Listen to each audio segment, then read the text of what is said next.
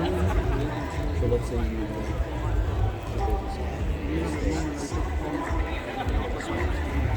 Chinese theater, Hollywood.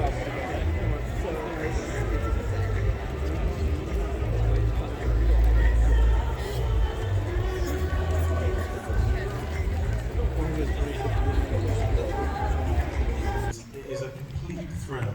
It's the first time I've ever had a movie in this theatre. So yeah, applause.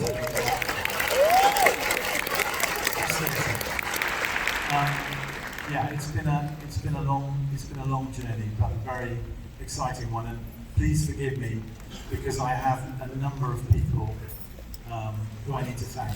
So bear with me for a couple of minutes while I thank them, because movies like this can't get made without the support of an enormous number of people. This is a tricky film to have on in a huge cinema.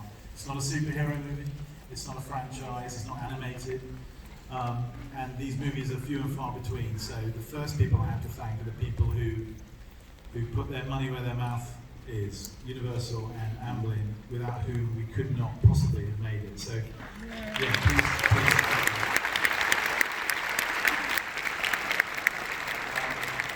So Universal, Roddy Meyer and Donna Langley and Jimmy Horowitz and Peter Levinson and Abhijay Prakash and Peter Kramer and wonderful Michael Moses and Dwight Keynes, all of those people, thank you very much. From Amblin, my first ever boss in the movies, Steven Spielberg, for his just incredible boyish enthusiasm for this project from the very start. He managed to pull off that extraordinary thing of being both a genius filmmaker and an unbelievable fan at the same time. Always treated me as an equal from the very moment I met him, and I want to thank him for his belief in this project from the start. And to Jeff Small and to the wonderful and extremely supportive and understanding friend, Jed Brody, friend to the movie, and everyone at Amblin who's helped with this film, thank you very much. So I have a large number of people I'm going to introduce on stage. All of them, I couldn't have made the movie without any of them. I could talk to you about each one of them for at least an hour each, but I'm not going to be able to do that. But I'm just going to introduce them on stage. Our three wonderful producers, Jane Ann Tengrin, Callum McDougall, and the splendid Pippa Harris.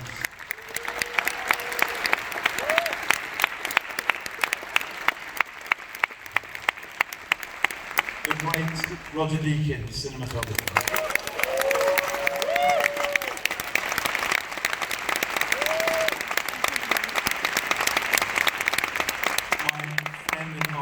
Collaborator, but young in spirit, the wonderful production designer Dennis Gassner.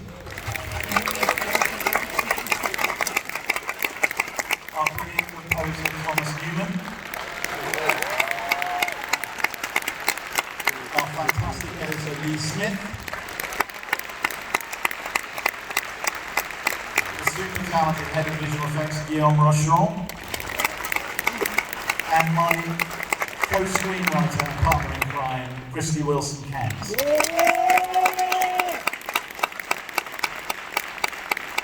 And last but by no means least, the actors. Four of them here today, her first ever job from France, extremely brave and totally wonderful, Claire de Burke.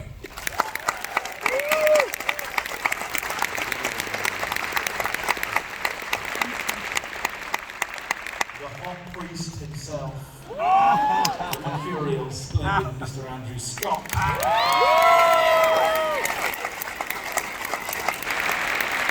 And the two men we built this movie around, my heartfelt thanks. We could not have done it without them. Incredible performances, wonderful young men. Dean Charles Chapman and George McCann.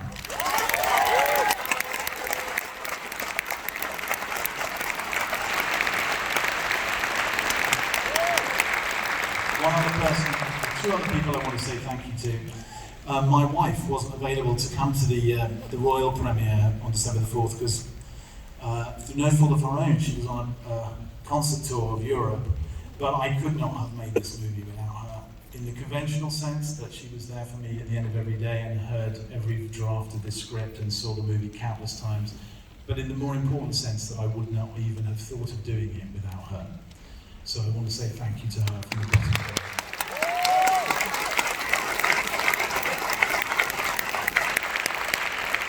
And my grandfather, who died in 1992, his name was Alfie Mendes, this movie is dedicated to him.